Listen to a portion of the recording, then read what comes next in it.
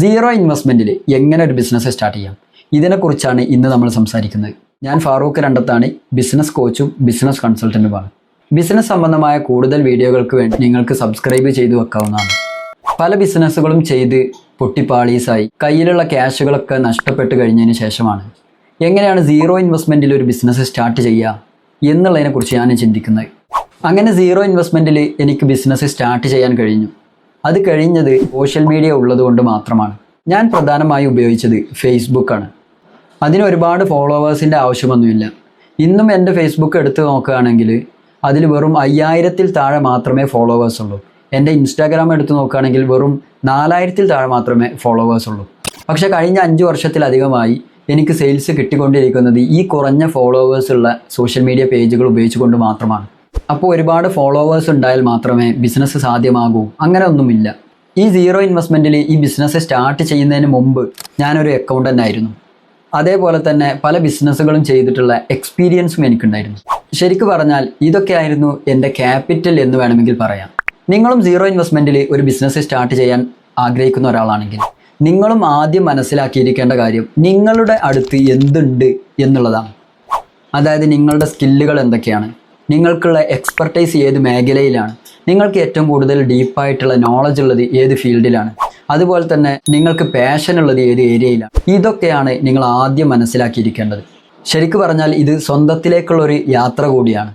ഞാൻ ഇതെങ്ങനെയാണ് കണ്ടെത്തിയതെന്ന് വെച്ചാൽ, ഒരു ഡയറിയും പേനയും എടുത്ത് ഫോണൊക്കെ ഒഴിവാക്കി വെച്ച് സ്വസ്ഥമായി ശാന്തമായി ഒറ്റയ്ക്കിരുന്ന് സ്വന്തത്തെക്കുറിച്ച് ആലോചിച്ചിട്ടാണ് എൻ്റെ സ്കില്ലുകൾ എന്തൊക്കെയാണ്, എൻ്റെ എക്സ്പെർട്ടൈസ് എന്തൊക്കെയാണ്, എനിക്ക് ഏറ്റവും കൂടുതൽ പാഷനുള്ളത് എന്തിനോടാണ്, എനിക്ക് ഏറ്റവും കൂടുതൽ നോളജ് ഉള്ളത് ഏത് ഏരിയയിലാണ്, ഇതിനെക്കുറിച്ചൊക്കെ ചിന്തിക്കുകയാണ് ചെയ്തത്. എന്നിട്ട് അതൊക്കെ ഡീറ്റെയിൽ ആയിട്ട് എഴുതി വെച്ചു. അതിന് ഞാൻ 1ാം ക്ലാസ് മുതലുള്ള അന്നെത്തി നിൽക്കുന്ന ആ ലൈഫ് വരെയുള്ള എല്ലാ കാര്യങ്ങളും ഓരോന്നായി ചിന്തിച്ചിട്ടാണ് ഓരോന്നും എഴുതി വെച്ചത്.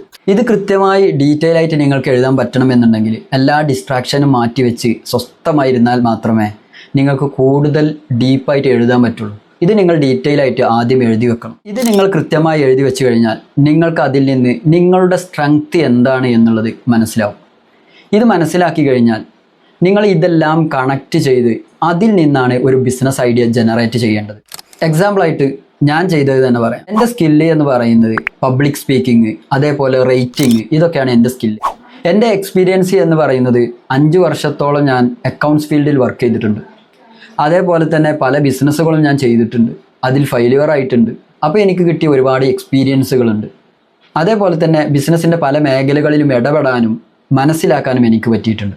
ഇതൊക്കെയായിരുന്നു എൻ്റെ എക്സ്പെർട്ടൈസ് എന്ന് പറയുന്നത്. എൻ്റെ നോളജ് എന്ന് പറയുന്നത് കംപ്ലീറ്റ്ലി ബിസിനസ് റിലേറ്റ് ചെയ്തിട്ടായിരുന്നു. കാരണം ഞാൻ പഠിച്ചതും വർക്ക് ചെയ്തതും എല്ലാം കൊമേഴ്സ്, ബിസിനസ്, ഈ ഫീൽഡായിരുന്നു. എൻ്റെ പാഷൻ എന്ന് പറയുന്നതും ബിസിനസ് തന്നെയായിരുന്നു.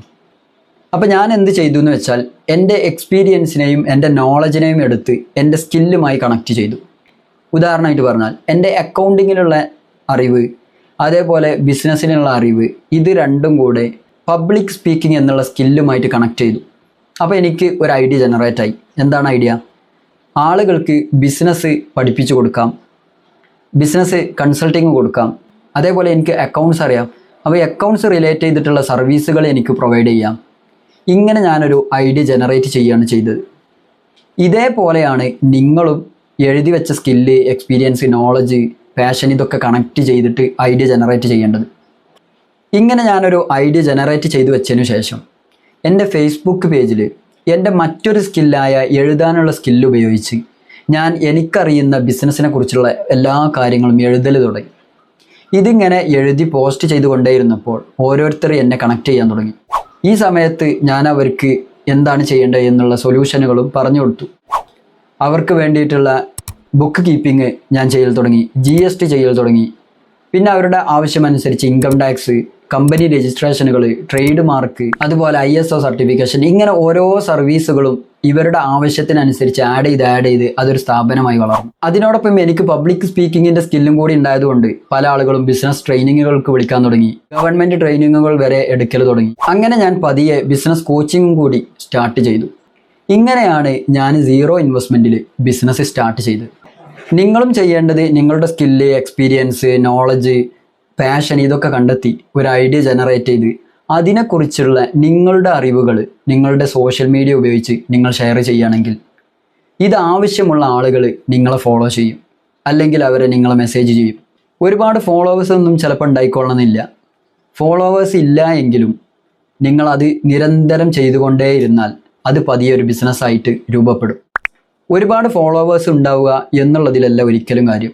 നിങ്ങളെ ഫോളോ ചെയ്തിരിക്കുന്ന ആളുകൾ നിങ്ങളുടെ ഭാവിയിൽ കസ്റ്റമർ ആവാൻ സാധ്യതയുള്ള ആളാണോ എന്നുള്ളതിലാണ് കാര്യം. അപ്പോൾ ഒരു ഉപകാരവുമില്ലാത്ത 1000 ഫോളോവേഴ്സ് ഉള്ളതിനേക്കാൾ നല്ലത് നിങ്ങളുടെ കസ്റ്റമർ ആകാൻ സാധ്യതയുള്ള 10 ഫോളോവേഴ്സാണ്. ഇങ്ങനെ നിരന്തരം നിങ്ങളുടെ അടുത്തുള്ള നോളജുകൾ നിങ്ങൾ ഷെയർ ചെയ്ത് കഴിഞ്ഞാൽ ഇത് ആവശ്യമുള്ള ആളുകൾ നിങ്ങളെ കണക്ട് ചെയ്യും. അപ്പോൾ നിങ്ങൾക്ക് അവരുടെ അടുത്ത് നിന്ന് ഫീ മേടിക്കാം. അതുപോലെ തന്നെ ചില സർവീസുകൾക്കൊക്കെ അഡ്വാൻസ് മേടിച്ചുകൊണ്ട് നിങ്ങൾക്ക് സർവീസ് ചെയ്തു കൊടുക്കാം. ഇങ്ങനെയൊക്കെയാണ് സീറോ ഇൻവെസ്റ്റ്മെൻറ്റിൽ ബിസിനസ് സ്റ്റാർട്ട് ചെയ്യാം. നിങ്ങളുടെ അഭിപ്രായങ്ങൾ, സംശയങ്ങൾ എന്നിവയൊക്കെ കമൻറ്റ് ചെയ്യും. ബിസിനസ് ചെയ്യണമെന്ന് അതിയായ ആഗ്രഹമുണ്ട്, പക്ഷെ കയ്യിൽ ക്യാഷ് ഇല്ല എന്ന് പരാതി പറഞ്ഞ് നടക്കുന്ന നിങ്ങളുടെ ആ ഫ്രണ്ടിന് ഈ വീഡിയോ ഒന്ന് ഷെയർ ചെയ്ത് കൊടുക്കൂ. ബിസിനസ് സംബന്ധമായ കൂടുതൽ വീഡിയോകളുമായി വീണ്ടും കാണാം. സബ്സ്ക്രൈബ് ചെയ്യാൻ മറക്കരുത്.